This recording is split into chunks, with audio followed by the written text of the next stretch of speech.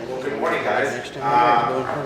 So it's really cool seeing some Cubs fans and White Sox fans here together, Milwaukee fans, and some Cardinals fans, and they're not beating up each other. That's pretty cool.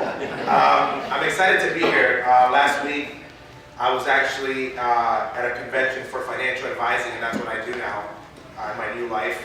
And it was so boring.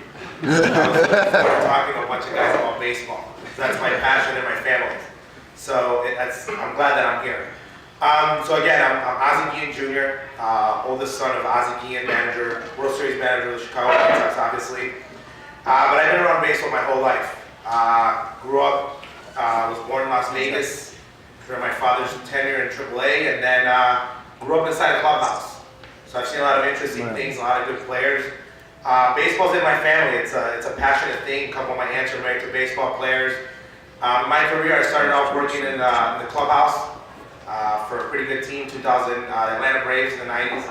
And then the Marlins in the 2003 team. That was my last year as a club attendant. Then I came over to Chicago, interned for the White Sox, team translator for the 2005 World Series, 2006 team, and then that's when my broadcasting career started. I was in the booth for 8 seasons. Was fired afterwards, let go, not renewed your contract, whatever you want to say, after Ozzie Guillen father. Went down to Miami. Then I worked a little bit with the Marlins. Attended scout school. Wanted to start my passion in baseball operations. And as you might well know, he was fired from there also. Therefore, I followed afterwards. So during that time is when I changed my career in baseball and got into financing. I still own a marketing company called Triple Crown Agency, so I can still a little bit of the game. But the game is changing. The game is changing in the sense that I was talking to Mauricio right now. One of the things I wanted to bring up, I don't know if Ernie Banks would have played in the sabermetrics era, because it would have not looked at how Ernie played, but how many walks and strikeouts Ernie would have gotten. And I came into a time in baseball in the 90s that with computer technology, I thought that baseball was too backwards. I thought that they didn't look enough at math, and how can they not look at analytics? And then the analytical came in. But now I think it's taken too much over the game of baseball. In that sense, some people here are going to say, you're going to say this because your father's no longer managing. But in baseball, what I like to consider Ozzie is an old school guy. Somebody that people think that he's ancient because he doesn't look at the numbers, but during his managerial tenure, he did look at the numbers, or what numbers were important. There's teams out there that are being built straight on analytics, and I don't think that's right. I think that somebody who's been scouting baseball for over 30, 40 years brings a knowledge to the table that is impossible to take away from him. So I think the game of baseball right now is transitioning. One of the things that's dangerous for those old school guys is that it's going too much to the numbers. For example, you got guys running front offices, second and third in command. They have no baseball knowledge, but have an analytical degree from Harvard or Brown University. I think all the numbers can be crunched. That's why I think that I'm scared of seeing the game of baseball change. Seeing, if a guy is good because he runs hard to first base, or how well does he play after the 7th inning. That's the baseball that I love, and I think the baseball that I'm scared that's going to be lost. I think the other issue in baseball, which players will probably kill me for bringing this up, I think contracts are getting completely out of hand. I think there's guys that earn it. There's a lot of guys that get paid a lot because they just have to make the minimum. And I think that obviously teams are making money with all the TV deals, but I'm scared to see how long this is going to last. And obviously everyone in this room is older than I am. You guys have seen a lot of strikes. But I think with the timing, I think the future, there might be another one. I don't think the union for the baseball team is as strong as it used to be.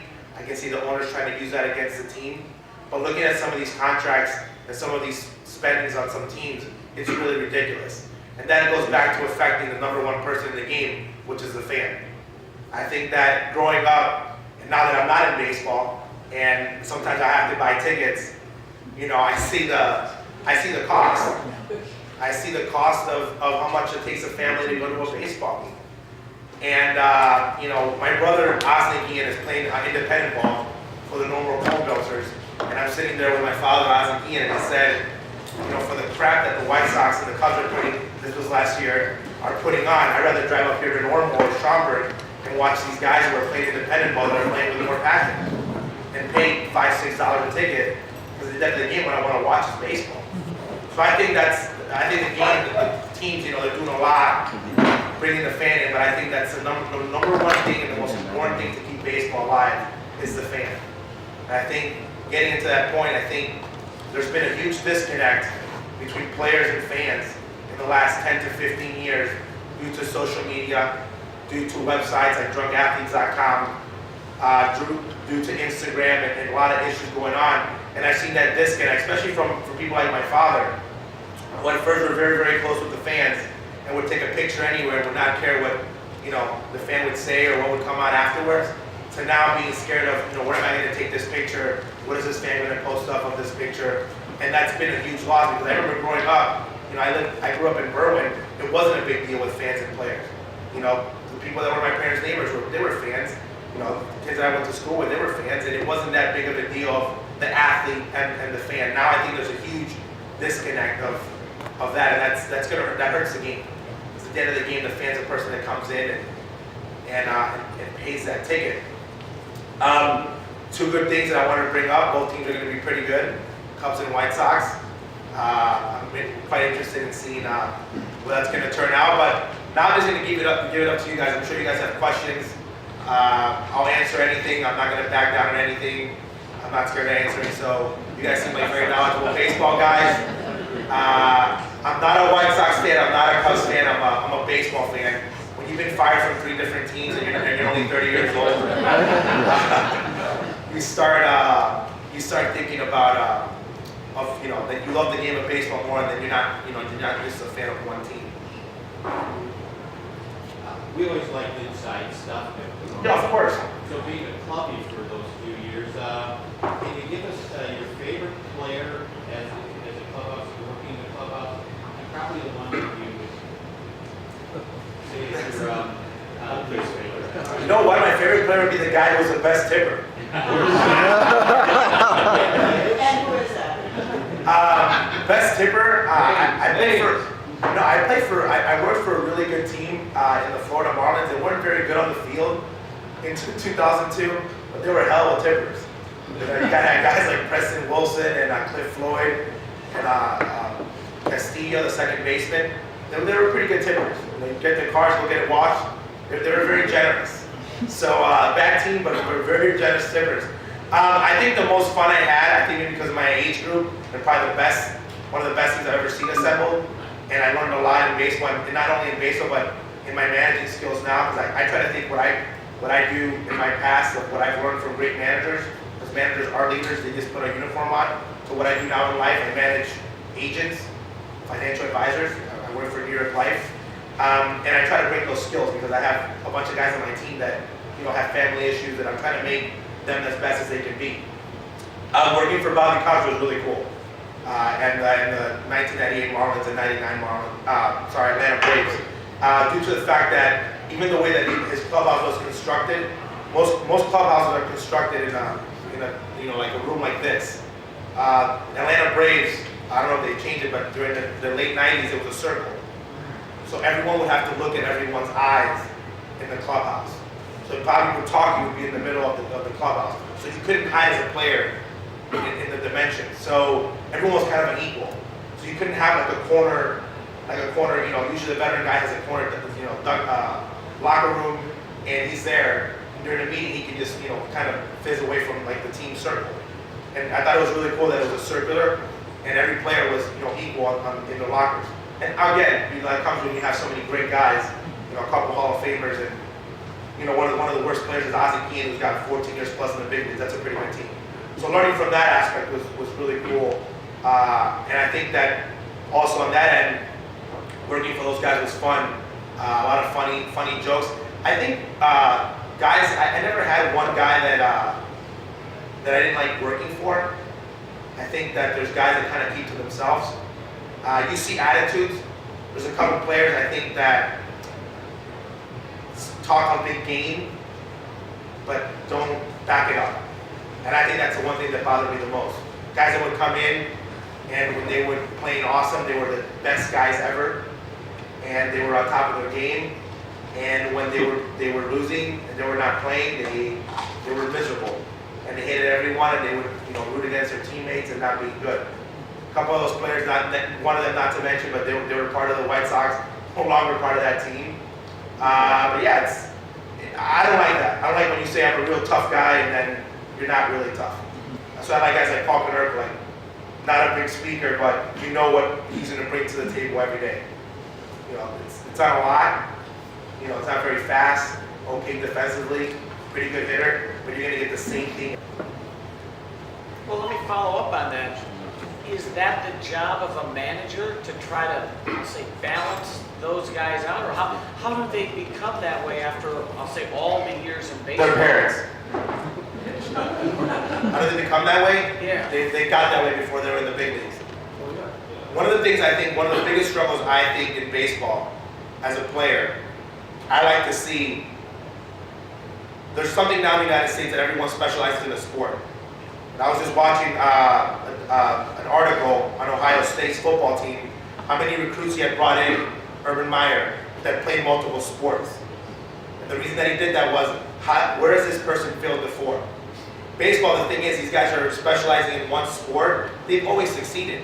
They've been the best in their little league team. They've been the best player in their high school team. They've been their best players in college. Everyone's telling them that they're so good that they're getting awards, left and right. Then they get to the professional baseball, they're not really that good. They get humbled. So a lot of guys can't deal with that. I think that's also a society thing. You guys are a little bit older than me, but I don't believe in giving second places ribbons. There's winners and there's losers. That's just how life is. So telling kids all the time, you're a winner, you're special. You can tell someone you love them and that you're a good parent, but you're like, hey, you lost. Like, I still love you, but you lost. And I think that's huge. No, it is.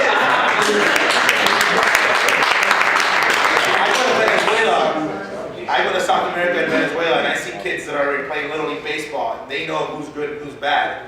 And they're playing and their parents love them, but they know, like, one kid gets a trophy. They make the group, they make everyone else watch them. The one team that won. You come here in the United States, they get first place trophy, second place, last place trophy. That's the thing, though. So you get to see characters. I think that when you evaluate a player, I'm going to inside with the White Sox. One of the biggest reasons that Ozzie had issues with the front office was not because that he didn't like the player, not personally, maybe sometimes not numbers-wise, is that sometimes you don't believe that player can mesh with your family. Is he going to buy into the chemistry of this team? Is this person won in the past? What is his track record? So again, yeah, it's a manager's job to try to do it, and they try, and they talk to them. I think managers are most of the time psychologists as well as managers, because at that level you're not really telling a guy how to catch a ground ball. But a lot of guys are just mental cases. And that's why you see those guys, you can look at the rosters, that jump from one team to another team, to another team, another team. There's one thing that I always said in scouting. When teams like Minnesota Twins, Atlanta Braves, let you go, there's a reason why they let that player go. Or when there's a top prospect, and you got an outfield that's old, for example, a couple years ago, the Detroit Tigers, and you give away one of your top outfield prospects, why are they giving up that guy? There's always a doubt. The player can be great numbers-wise, but someone saw something in their organization, and those are the two organizations that I trust the most in evaluating. Atlanta Braves and Minnesota are my favorites. St. Louis Cardinals third. Someone saw something there that they might not think that person would be able to cut it in the big leagues. And most of the time, it's the mental aspect. That's what I think makes a big league player different from a minor league player. Is coming to the big leagues. It's a grind mentally. Ozzie, welcome. I love your dad. I hope he gets back to that somewhere. I want him to come here, but that's another story. As a Braves fan, Brewers and Braves fan, what you just said, I think the Braves a couple of years ago, I think cut Vinny Castile, but they had no one to replace him.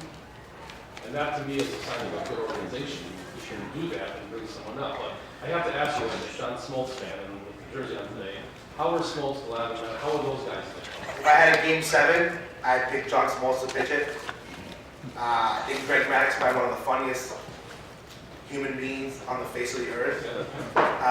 He's got a weird type of humor. And Guillen's just a workhorse. I think one thing that I saw that, and I think the White Sox brought it to 2005, with the group together. Pitching staff, yes. Not only the pitching staff and how good they were. It was the first time I've ever seen, obviously, I was younger then, and I saw that being tried to be implemented by Don Cooper and my father. Greg Maddux and those guys, they would watch each other's games.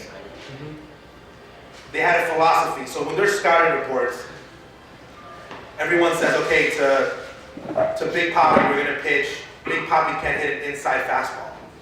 So every pitcher on the team tries to go inside fastball. Not everyone's best pitch is an inside fastball. So what the Braves would do is, they would say, why would you get a person out with what the scouting report says? Your best pitch is a curveball. Attack your strengths. So they would kind of, other than Leo being there, they would help each other out. And then they grabbed Bill Wood and those guys and made them great pitchers because they would be there and they would make sure that the younger guys knew how to attack their strengths, knew how to be a better pitcher. So they had kind of had to coach themselves. And I saw it happening again in 2005 with the White Sox between Freddie Garcia, Burley, Garland, getting those guys to the next level of even helping guys like Jose Contreras. You know, because they didn't work out in New York, comes here, it was confidence. So that system, and that the Braves had, I tell my White Sox fans during that little series run, that staff in my team, like Leo always said, go to the Pulse, how many 8-9 games did the White Sox have that year? So it's all how you deal with your teammates. Like if you watch games and watch who the top guys are when a guy comes off the field, who's shaking their hands. If you're a good teammate, if you're there as a player and you're competing, and you're there watching because that's the best. I think in a baseball game, that's the best thing as a pitcher that you can do is watch the game before. I can care less if you're watching a video from what a guy did a week ago. A week ago, that's another story. What have they done the game before? So if you're pitching the next 2 games in that series, you should watch every pitch of every at bat, and that's how you get better, in my opinion. Thank you. What's your opinion on pitch counts and all that? Pitch counts, I think it's a minor league problem. I think that in the minor leagues, when they let you go, you're in a pitch count in the minor leagues, and you come to the big leagues, I think the game gets extended. 7 innings in the minor leagues, it's 4 in the big leagues. American League Baseball, 3 innings is 1 inning in the National League. I think National League is easier. Pitching wise, you got 7, 8, 9. You don't have to grind. That's what I love to see Zamarja this year. And I got a bet, and the Sharks, my friend, I bet that Lester's going to win more games. So I think he's going to eat that league up. But in the American League, you have to battle more pitch on pitch. And God forbid if you have a horrible umpire. So the pitch count is going to be higher in the big leagues. So when you're in the minor leagues and you've got guys throwing 80 pitches in AA, that's hurting them. I think increase their pitch count, give them more days to rest. Nolan Ryan tried doing it with the Rangers, and it was working out. But then the cybermetrics numbers, people said, if you throw 140 pitches, your arm falls off. Well, no one's going to tell you when your arm's going to fall off. Your arm's going to fall off with 40 pitches or with 150 pitches. It just depends. What they do is they say, if you do that multiple times. Exactly. So I think that it's the way that you get ready. I think it's your legs under you. I think it's how deep you can go into a game. I think that the reason that guys like Nolan, Roger Clemens, 200 plus inning guys, they get themselves prepared for that in spring training. Well, my son played Little League here in Wisconsin. They had pitch limits. Ridiculous. That's different. You said Right. You said the big leagues. I think when you're young, if the day I have a kid, my kid, he ain't pitching. If he is, he's going to be on a pitch count, and you're not pitching till maybe college, like high school, college, and then you're going to watch. You have so many bullets in your arm. Yeah. Once you become a pro, then that's the team's paying you. You can start moving around and seeing like how you can get to the next level. But as a young kid, Look at Kerry Wood. He was Kerry pitched Wood. to death. you know what? No one remembers this, but remember a guy Ari Dickey? Yeah. No one remembers him when he was good in college. No one remembers him how good he was at Tennessee. No one remembers that he was throwing 200 innings at Tennessee like on a consistent basis in college. You know, he won the College World Series one year pitching 16, 15 innings, I think. So that takes a toll. You know, eventually, obviously, you have the arm problem, but what you do in high school and college, that can affect you down your road in your career. Not only pitchers, I think some kids playing like 9 months of baseball, Big time. I think that's not good mentally. And you just get tired of the game. Baseball's the only sport that they tell you how bad you are every at bat. You get a hit, okay, you had a great game. And I think every kid in high school, your goal should be to play in college. I think that you should get a free education that way, and then after college, you can worry about being a pro. Because it's so many things have to happen for you to get into pro ball, one of them being luck. And then once you're in pro ball, then they bring in the real players from South America. Neanderthals, so now you're competing more. I'd like to talk then about the Dominican League, and what do you think about that, and their developing young players? So that sounds like you'd be sort of negative about that? I want a world draft. So American kids can have an advantage, and everyone can be equal like the NBA. Right now, Vladimir Guerrero's kid, I just saw, you guys can YouTube him, the freak, 16 years old. There's like a video that they throw 60 pitches, he hits 40 out. That guy's gonna get like $6 million probably on July 2nd. So now with the technology, these Hispanic kids know that how much their worth is. So with that, so much money being involved, so much stuff goes down there. I think there's two things that I'm against with Latin American baseball. Number one, these kids don't know what steroids are. I can guarantee you that. Someone just comes up to them and says, hey, do you want to be a millionaire? Put this in you. Then once they get caught, they have to say, I didn't know what it was, because that's the truth. The difference between Hispanic guys doing steroids and American guys was that Hispanic guys was buying drugs from the dealer on the corner. American guys was having it delivered, by a high-end drug dealer. That was just an era in baseball. It is what it is. But nowadays, that's one of the big mistakes was that kids weren't educated. Number two, Hispanic kids come to the United States and get signed at 16 years old. Then they get released at 18. No other teams pick them up.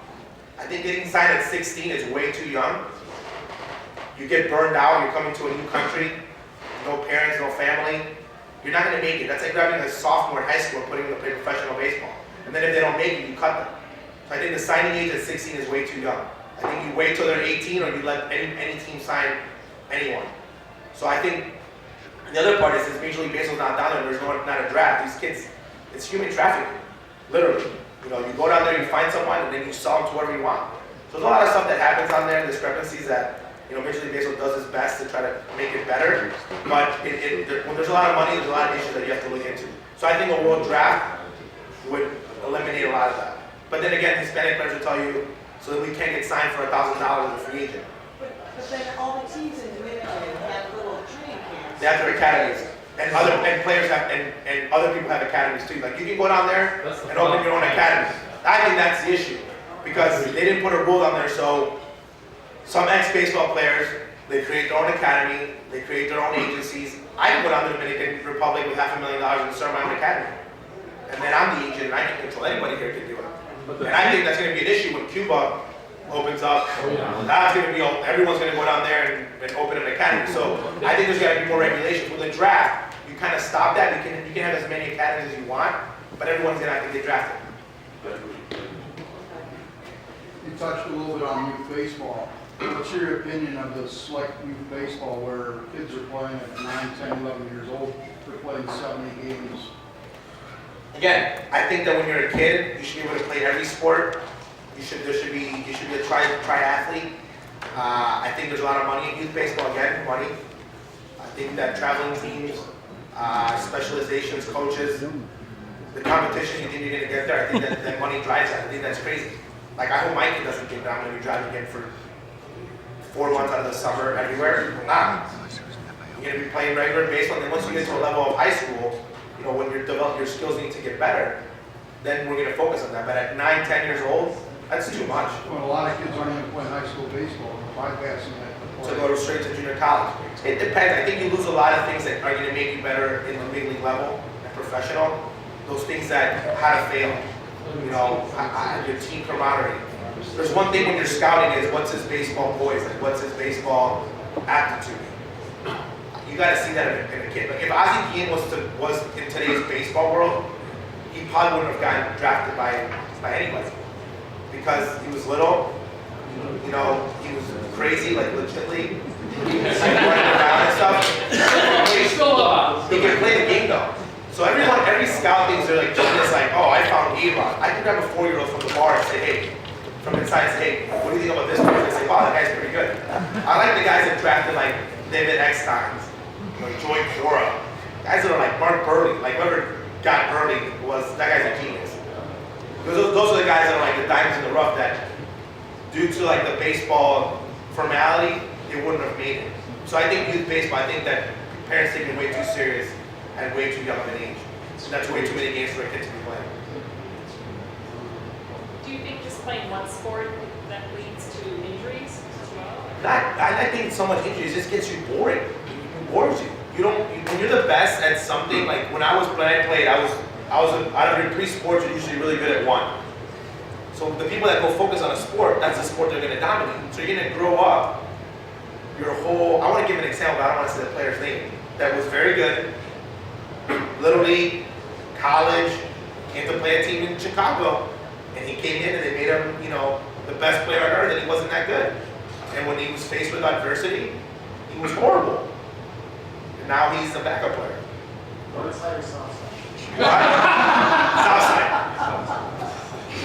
But that happens though, like adversity, I think that happens a lot more for the I like guys that play multi. But then again, I don't like when guys get drafted and they say he was a hell of a tight end. And it's like, okay, well, how good was he at baseball?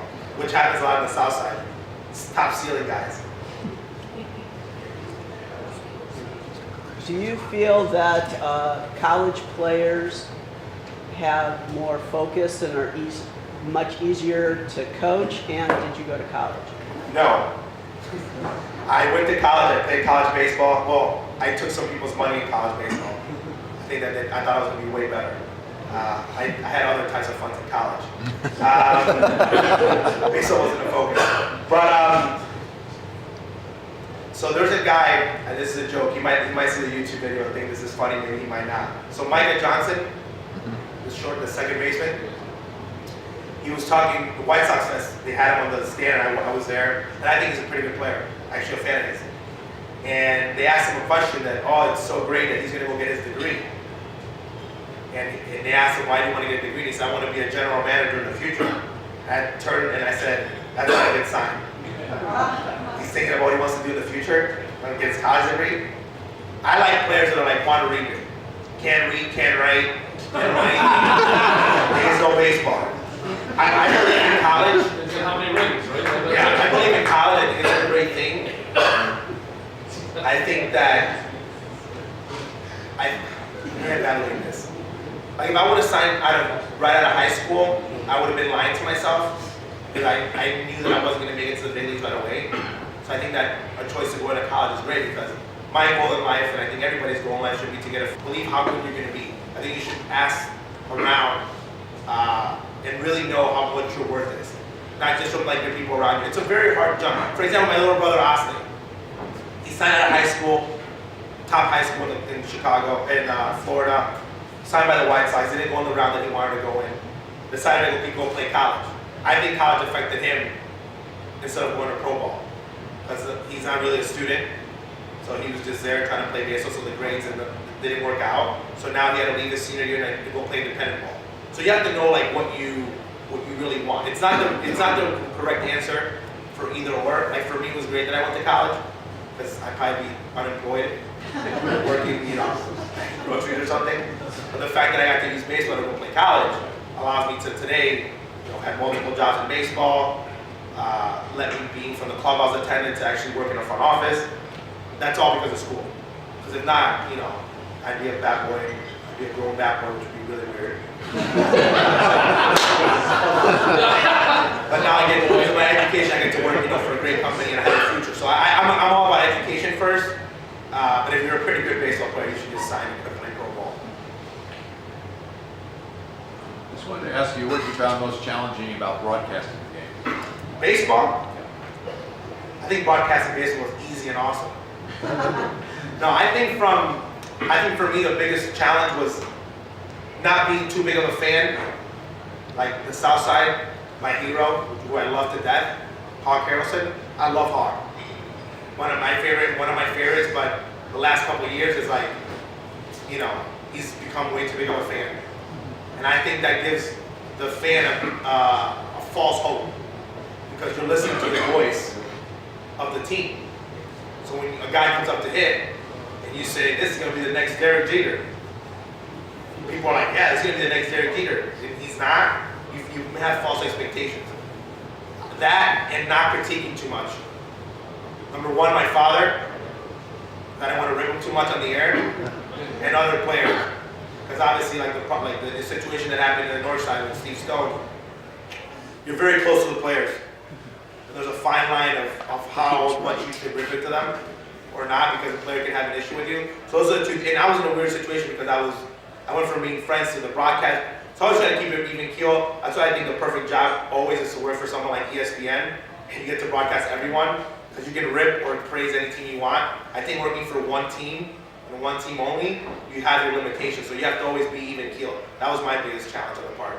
And then the funny part of that story is, I thought my dad shouldn't have played Adam like week 3 of the season, and he kept playing him. And it was so hard not to, rip him.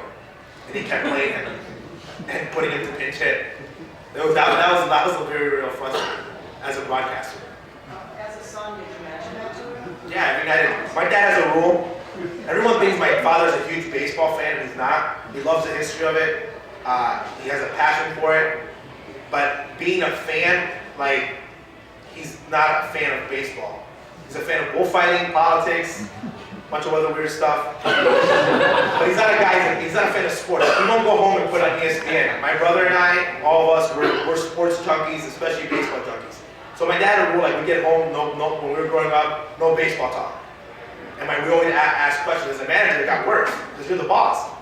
So we would ask him, why are you playing Adam? And he said, because of this, and why are you playing this person, and what's happening? So yeah, we always have our opinions, and we always, set our part. And he would say, and then he would say, that's why you effing are not a manager.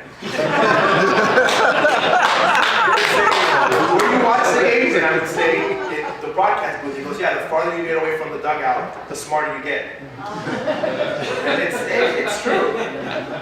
It's very, I managed my first men's baseball league team, and oh my God, I was so tight and anxious. I was scared. Because the competition gets, you get the X's and O's right, that's okay to move, but when it's your turn to pull the trigger, it gets more challenging. I think that's the hard part about managing. Question on one of the teams you're on, there was a guy that was known to put his foot in his mouth and have a temper, and I'm just curious, his interaction with the team, what was John Rocker like? John Rocker was awesome because I love honesty. I think John was one of the most real people in the world. John Rocker used to call my dad old every single day he saw him. John Rocker used to hate Randall Simon, to the point that Randall would sit down at the table and John would get up because he did not like Randall. A lot of Hispanics didn't like Randall. He was a Neanderthal. He didn't have good manners, and he was crazy. He was loud, and John didn't like that. So when that whole thing happened, the Atlanta Braves, they came after him real big. And in a meeting, they thought Ozzie would rip him from the Hispanic side and other players. And he said, we all thought before what John has said. That's what my father's words were, which is true.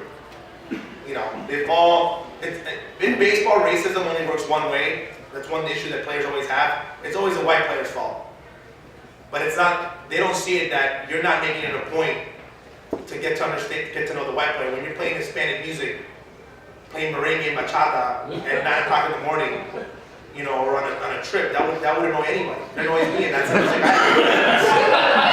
do. When someone would tell them, hey, turn that music off, it's not about what race it is. It's 9 in the morning, you're playing that stuff loud. So a lot of players take that into consideration, they're very sensitive, and John was just very open about it. And there's a lot of players on that team that are more racist than John.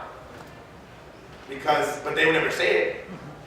But John, I think that's number one. I think the best pitching performance I've ever seen in a playoff from a closer, because I remember being on the team bus and everyone was scared because they had the FBI, and he said, don't worry, I'm taking the train.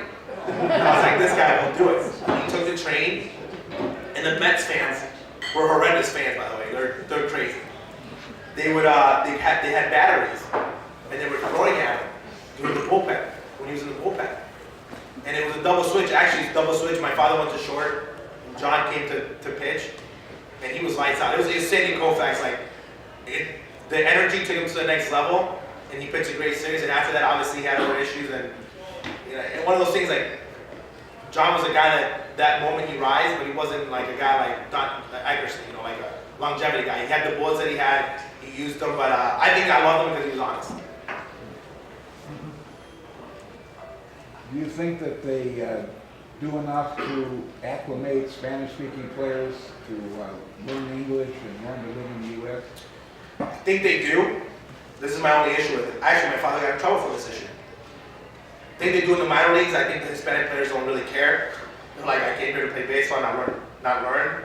But I think once you're in the big leagues, and there's a player that you have, I think so he doesn't get in trouble, and he doesn't sound ignorant, and they're not dumb, they just can't speak English.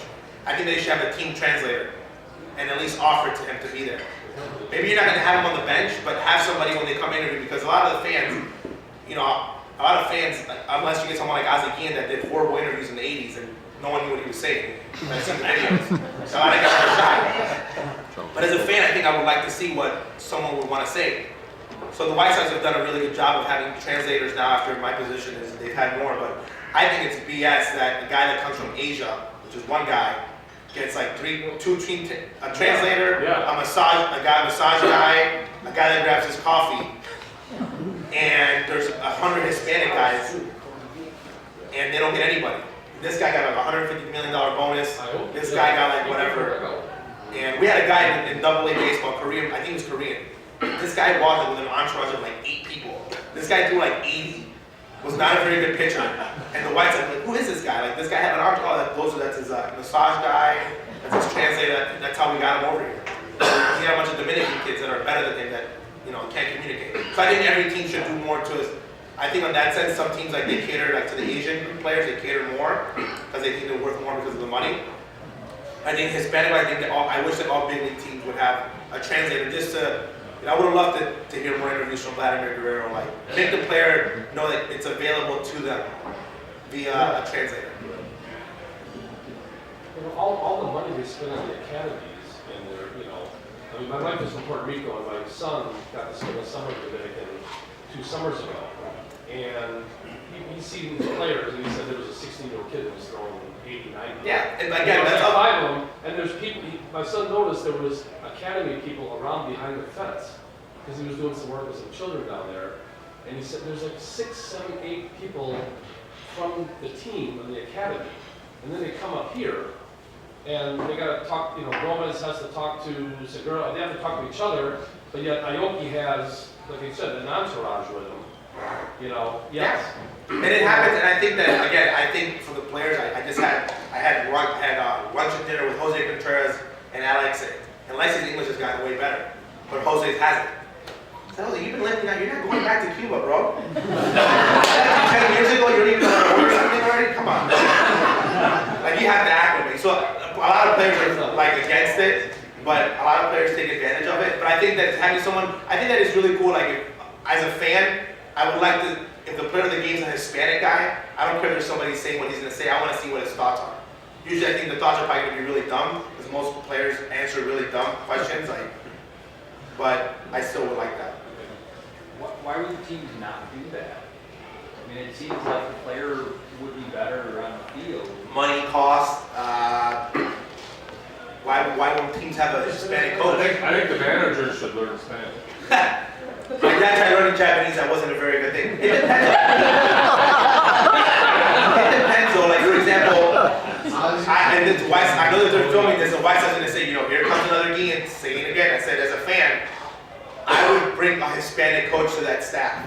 Robin's white, the other guy, the bench coach, he's white. Everyone's white in that staff, meaning, okay, Harold's there, he's African American. They have so many Hispanic players, you need like, I call coaches like babysitters.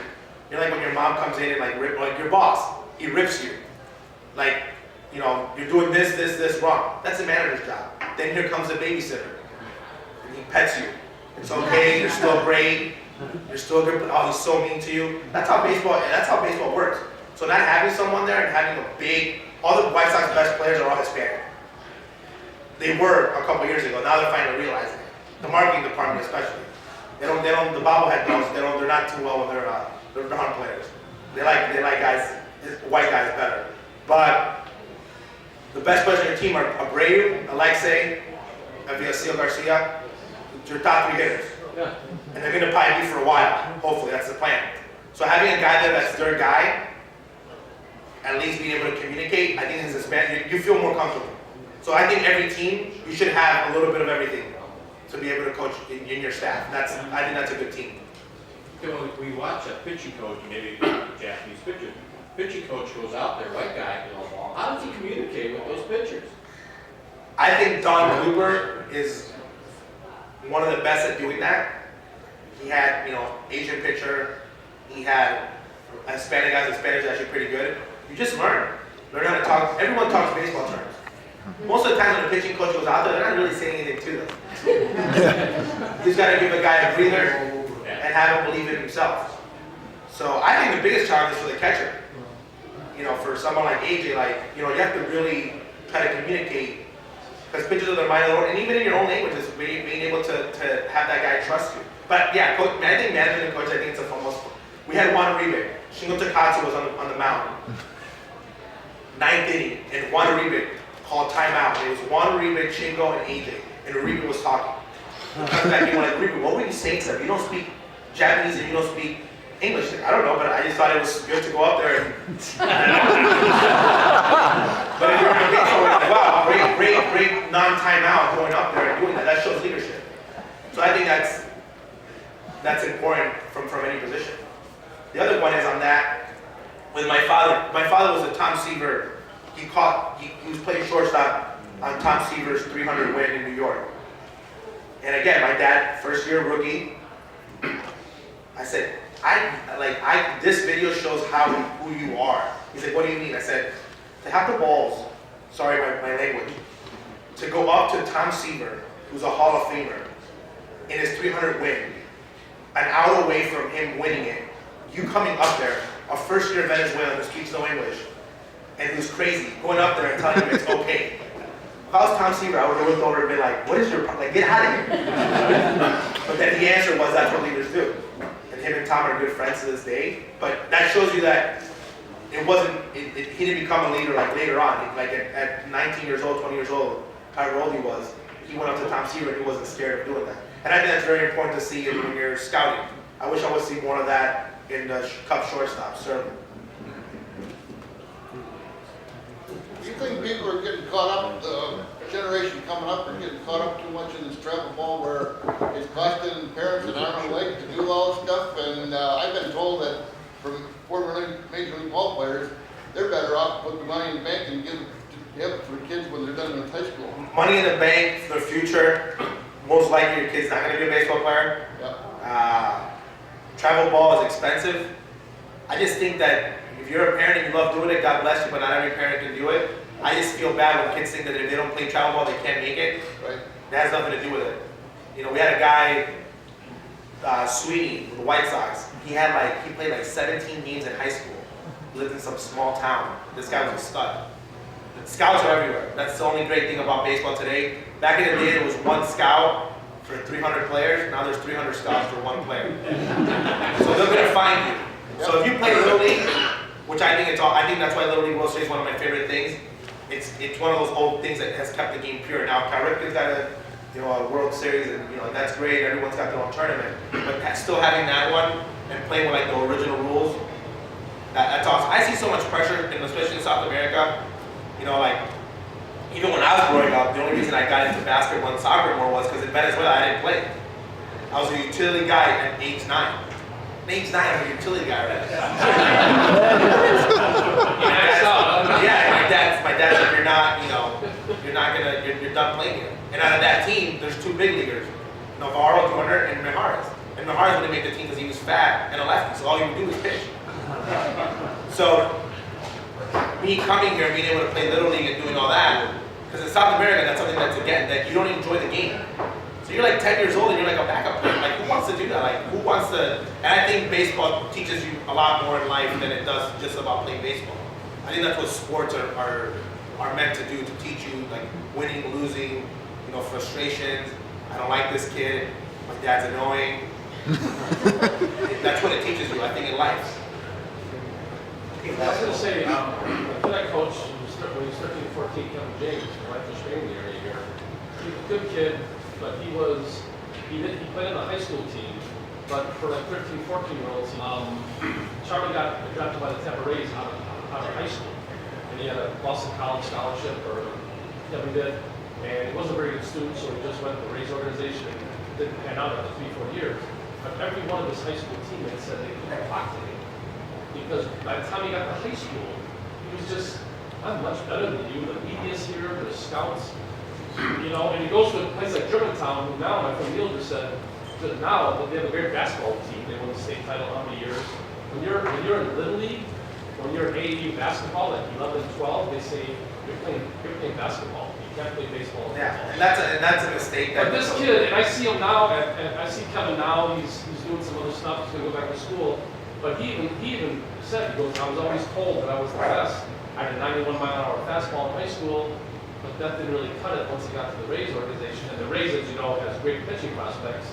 You know, but I just think if you were better on a team where you had kids that maybe weren't so good, or kids that had different characters, not just all big egos of kids that are being met, like you said. You help out. It would have helped them.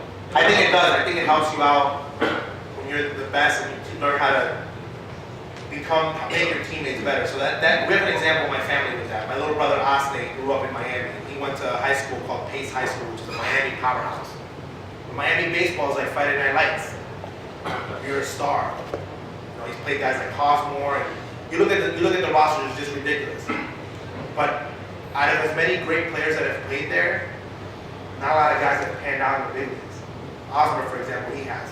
A lot of other guys, they get to the minor leagues and they fizz out. Because when they're in Miami, they're gods. My little brother was like a pace god. Like, I can do no wrong. I can't, you know, I compete, I'm the best at what I am. And that's not reality, because your head, you start believing your own hype. You start getting fat, start working out, and he had to go through a transition of finding out who he really was, because when he didn't get drafted in 2 drafts, he was like, oh, wake up call, I'm really not that good. So I think that's the belief, I think, of you believing your own crap, basically, that you're that great, and everyone's telling you, like, you're gonna make, who's seen here Trouble with a Curve? The movie. So the kid in the movie, you know, I'm going to be signing $1 million bonus. That's, in the movie you're like, oh, that's probably fake and stupid, but it's true. And I think scouting, one of the parts that numbers, and wrapping it up, one of the things that numbers don't show you is that. Like if I'm giving a kid and you're my first round pick, that's a mistake that every baseball team makes. You get 1 pick. That pick needs to be in the big leagues within the next 2 years, 2 to 3 years, for your machine to keep rolling. And this is the United States of America. You're probably going to find a really good #1 pick. But when I get that #1 pick, I'm going to know everything that you do. I'm going to know who your friends are, what your parents do, who you're hanging out with, what you're smoking, what you're drinking, how you acted in the past, what's your background. People just think, oh, he's not a criminal, he's good. No. Do his homework. Like, does he need his mom and dad to be there with him? Because he's been babied his whole life. You need to find out your first round pick, what this person needs in order for you to invest that much money in them. Numbers can't show you that. And that's when I think teams make a huge mistake. Which I think that, you know, sometimes they draft these guys that are like head cases, uncoachable, and they can't get developed. And that's the other reason I think there's a big difference in teams. Everyone gets a first rounder. For example, everyone passed up on Mike Trout. A lot of people did. But there's a bunch of guys that got drafted before Mike Trout that are not as good as Mike Trout. It wasn't a mistake that the scouts made. That's just how it comes out. I think baseball has a huge mistaken philosophy. So in my opinion, your best coach should not be in AAA. Your best coach should be in rookie ball. Your rookie ball manager should make more than your AAA manager, because you're developing. Some teams have the systems. Minnesota, Atlanta Braves, they have their best coaches in their opinion, because when guys come in, that's going to be their first professional coach. So they develop really, really well. And then they can trade and do all that. I think development in baseball is something that people don't really look at. I think the White Sox have been doing a great job now of developing their own talent way better with the changes they've made. But that's one thing that people don't see in competition. How good am I developing the guys that I bring in? Because I can bring in the best, the best prospect in the country. If I don't develop him, he's not going to come out to nothing. Any more questions? Good. Huh? Just to piggyback on what you said about putting your best coaches at the lower levels. About a month ago, the White Sox hired the Arizona State head coach, and then they assigned him to A-ball, and they kind of shuffled around the managers. Do you think that's why they did that? Because he might be able to work with younger players better, or? Maybe. I have to see. The White Sox tend to do a lot of things that sometimes I don't understand. You don't see that very often. You don't see college coaches going to the pros. Maybe they're looking, maybe they're looking at that diagram. I don't know. I don't even know. I know Nick Capra runs the minor league system for the White Sox, and Buddy Bell. They're both, I think, great baseball minds. And I think Nick is. I think they're doing it. They might be doing it for a reason. And I want to see how good this coach is going to do, which I hope that he does well. Because college is one thing. When you're in college and you have 25 players, and you're like, okay, everyone has to run through that wall. You just do it because you don't know any better. In professional baseball, like, dude, that wall's cement. I'm not running through it. Why would I do that? That's a big difference. College baseball, like, you go to bed at 7 because I said so. Pro ball, that's not going to fly. Okay. One more. Tommy John said that if he were a prospect today, he would never get drafted because they would just look at his velocity on the radar gun and say, sorry. Oh, it happens. I think that's why scouting is, you need to see more than one game. I think the hardest thing for a scout is to be here in the Midwest because you only get to see a kid so many times. So I think that's when as a scout, you have to rely on the high school coaches. And I think it's weird because the system has gotten better, needing more scouts, and it's still such a hard thing. Like back in the 80s and 70s, you had to rely on your high school coach, like promoting you. But again, I think that you should see, I think that a lot of scouts just cross kids off. I'm going to give you the last thing on scouting. David Eckstein got passed up by every team in the Major League Baseball. Got picked up by one team. And I asked my scout instructor when I went to scout school, what's the #1 guy that you missed on? And he said, David Eckstein. I said, really? He said, yes. I went to every single game the University of Florida had. They've had great players in that team that Eckstein was on. And he never wrote a report on David. Then when he went back and David got drafted, he was like, what? Went back and looked, and in every report that he had written for everybody else, David was scoring in every single game. But he was a little guy, short arm, like just awkward looking. And he's like, I made a big mistake because I was looking at all these top guys, but I wasn't seeing that the guy that was a machine for that team was David Eckstein. So that's the #1 guy that he missed on. And on that, thank you guys for having me, and